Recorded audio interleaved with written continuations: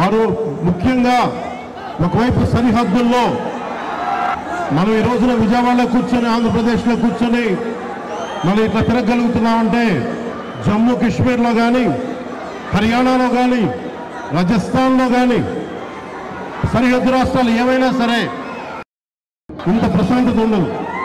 మనం చేయగలిగేది సైనికులకి మేము అండగా ఉన్నాం, మేము ధైర్యం చెప్పడం, అలాగే స్థానికంగా మనకి భారతదేశం లోపల ఎవరైనా సరే సూడో సెక్యులరిస్టులు ఎవరైనా సరే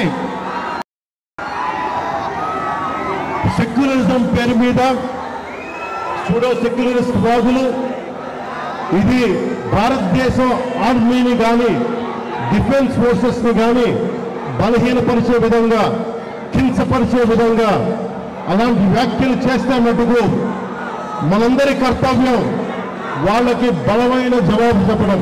వాళ్ళు ఏ స్థాయి వ్యక్తులైనా కావచ్చు.